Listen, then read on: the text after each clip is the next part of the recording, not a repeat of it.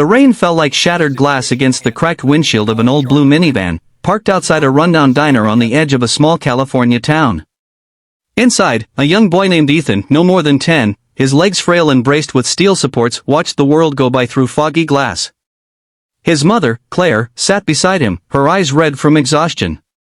Life had not been kind to them lately.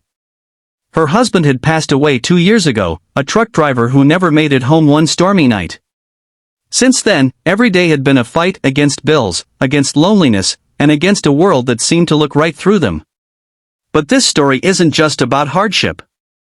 It's about courage, compassion, and the day strangers with roaring engines and leather vests reminded the world what brotherhood truly means. Before we dive in, make sure to like this video, leave your thoughts in the comments, and subscribe to Kindness Universe, where true stories of humanity and hope come alive every week. The diner door creaked open as Claire helped Ethan out of the van, holding his hand tightly.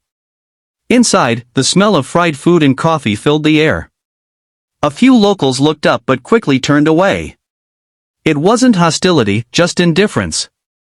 Claire led Ethan to a booth, smiling gently despite her fatigue. Ethan loved this place. The waitress always gave him extra whipped cream on his hot chocolate. But today, the usual warmth was missing.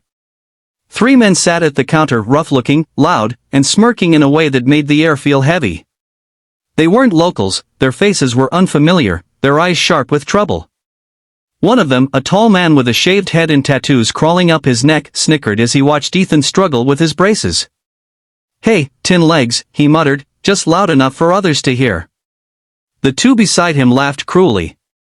Claire froze, her pulse thundering in her ears. She'd dealt with pity before, with whispers, but not mockery. She turned to shield her son, whispering, "Ignore them, sweetheart." But the men didn't stop.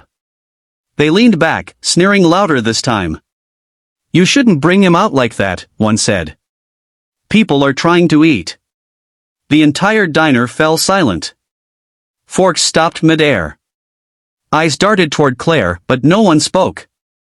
Not even the cook behind the counter, who wiped the same spot on the counter again and again, pretending not to hear. Claire's throat tightened. "He's just a child," she said softly. The tallest thug laughed. "A child? Looks more like a broken toy to me." Ethan's lip trembled. Claire's heart shattered. She wanted to scream, to lash out, but she couldn't.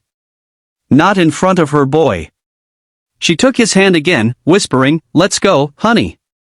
They began to move toward the door, humiliation burning in her chest. That's when one of the men kicked Ethan's brace. The metallic clang echoed through the diner as Ethan fell with a cry of pain. Claire gasped, rushing to him, tears spilling freely now. "Enough," she shouted, voice cracking. "He's a child." The thugs laughed again, but one of them, leaning closer, spat near her shoes. "You should teach your freak to stay home." Something in Claire's heart broke that day. Not from the insult, but from the silence around her. No one helped. No one defended them. The world had become cold, she thought. But fate had other plans. Outside, through the diner's fogged windows, the low rumble of engines began to rise, faint at first, like distant thunder. Then louder. And louder. Until the entire building seemed to tremble beneath it. The thugs paused, glancing toward the windows. Dozens, no, hundreds of motorcycles were rolling down the highway like an iron tide. Their headlights cut through the mist, one after another, until the entire parking lot outside the diner was flooded with the deep, roaring sound of power. And then, the door opened. A massive man with a gray beard and a leather vest that read Hell's Angels across the back stepped inside. His eyes scanned the room once, taking in the scene: the crying boy, the mother clutching him, the 3 men sneering near the counter. The room fell into stunned silence as more bikers began to enter behind him, one by one, filling every corner of the diner. The leader's voice was low, steady, and cold as steel. "Something happen here?" The thugs tried to look casual. "Just minding our business," one muttered. The man took a step closer, his boots thudding on the old floorboards. "Looks to me like your business hurt that boy." The tallest thug straightened. "We didn't do nothing."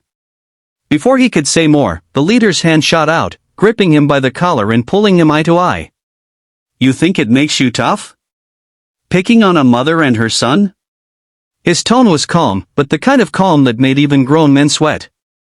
One of the bikers, a woman with a scar along her jaw, knelt beside Ethan.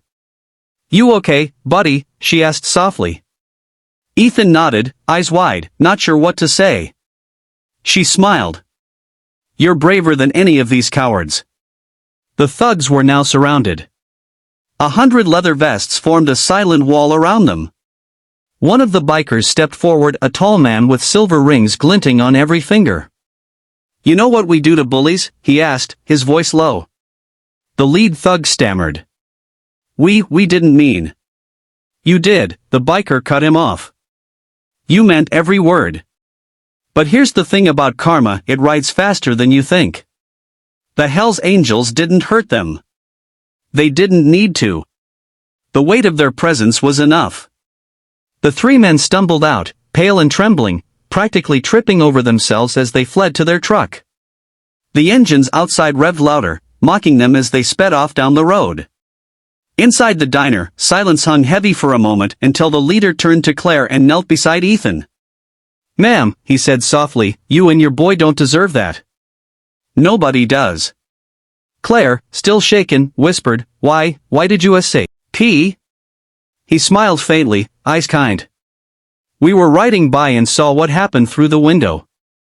You don't leave something like that alone. Not on our watch." Ethan looked up at him with awe. "You're bikers?" The man chuckled. "That's right, kid. But not the bad kind you see in movies. We ride for respect and for people who need someone to stand up for them." He took off his vest and draped it gently around Ethan's shoulders. It was heavy, far too big, but Ethan grinned through his tears. The red and white emblem gleamed proudly on his small frame. The woman biker ruffled his hair. "You wear that like armor, champ. You earned it." For the first time in years, Claire felt safe. Truly safe. Outside, the storm had passed.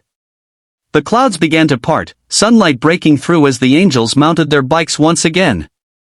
The leader turned to Claire one last time. "You ever need us again," he said, nodding toward the vest, "just remember you've got family on the road." With that, they roared away, engines thundering into the distance like a promise written in sound. The waitress approached, tears in her eyes. "I'm sorry, Claire," she whispered. "I should have said something." Claire just smiled weakly, holding Ethan close. "It's okay," she said softly. "The world still has good people. Sometimes, they just ride loud motorcycles."